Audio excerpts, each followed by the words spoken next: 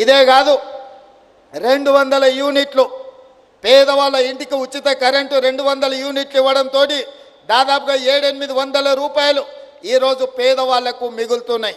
అదేవిధంగా 500 రూపాయల cylinder, నెలకొక్క cylinder వేసుకున్న యావరేజ్గా 500 రూపాయలు అట్లా మిగులుతున్నాయి.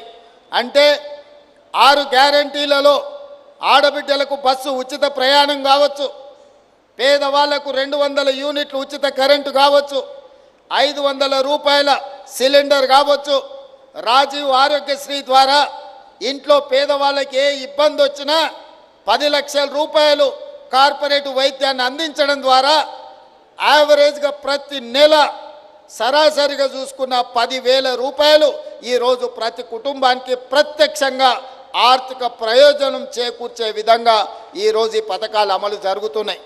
ఇదే కాదు, ఈరోజు బోనస్. మీరు మ్యూచువల్ ఫండ్స్లో ఇన్వెస్ట్మెంట్ చేద్దాం అనుకుంటున్నారా? కానీ మ్యూచువల్ ఫండ్స్ గురించి ఏమీ తెలియదా? ఏం కంగారు పడకండి, ఫ్రీడమ్ యాప్ని డౌన్లోడ్ చేసుకోండి. 150 ఎకరాలలో వరి పండించుకున్నాడు.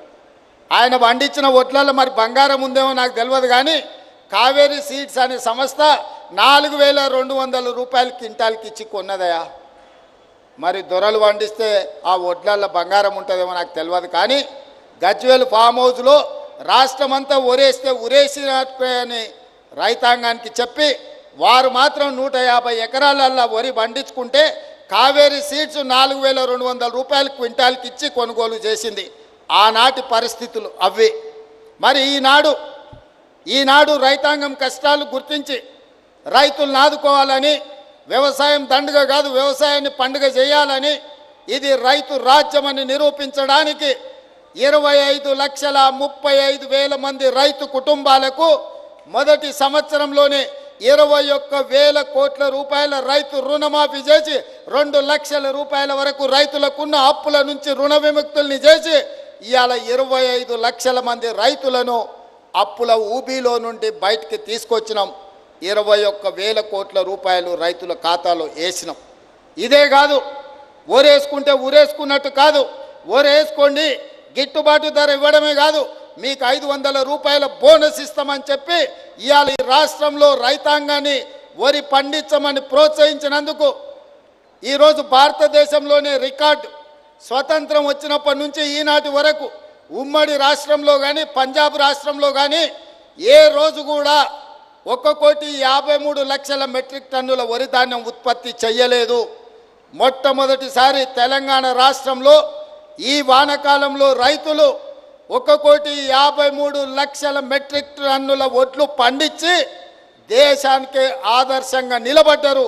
చివరి గింజ వరకు రైతులు పండించిన పంటను సన్న వడ్లను మొత్తం 500 రూపాయల బోనస్ ఇచ్చి ఇవాళ మన ప్రభుత్వం కొనుగోలు చేయడం ద్వారా రైతులకు అండగా నిలబడతామని ఒక భరోసా ఇచ్చినాం. భవిష్యత్తులో కూడా తెలంగాణ రైతాంగాన్ని నేను విజ్ఞప్తి చేస్తున్నా, దొడ్డు వడ్లు పండించకండి, దొడ్డు బియ్యం తినే పరిస్థితులు లేవు. రేషన్ షాపుల్లో దొడ్డు బియ్యం ఇస్తే మళ్ళీ రేషన్ షాపులో బ్లాక్ మార్కెట్లు అమ్ముకుంటుండే, ఎవరు తింటలేరు. హాస్టళ్లలో పిల్లలకు పెడితే ఆహార కల్తీ అయిందనే ఆరోపణలు వస్తున్నాయి. అందుకే తెలంగాణలో ఉండే SC, ST, BC, minority Kasturba పాఠశాలలతో పాటు మధ్యాహ్న భోజన పథకంతో పాటు రేషన్ షాపుల్లో ప్రతి వాడికి సన్న బియ్యం ఇవ్వాలని తెలంగాణ రాష్ట్ర ప్రభుత్వం నిర్ణయించుకున్నది. తెలంగాణ గడ్డ మీద ఈ నేలలో పండిన వడ్లే సన్న వడ్లు పండించండి, తెలంగాణ సోన పండించండి. ప్రతి పేదవాడికి సన్న బియ్యం ఇవ్వడం ద్వారా రీసైక్లింగ్ బియ్యం మాఫియాను కూకటి వేళ్లతో పెకిలించి ఈరోజు పేదవాళ్లకు సన్న బియ్యం ఇద్దాం. అందుకే తెలంగాణ రైతాంగానికి నా విజ్ఞప్తి, సన్న వడ్లే పండించండి. మీరు పండించిన ప్రతి గింజకు 500 రూపాయల బోనస్ ఇచ్చి కొనుగోలు చేసే బాధ్యత రాష్ట్ర ప్రభుత్వం తీసుకుంటుంది.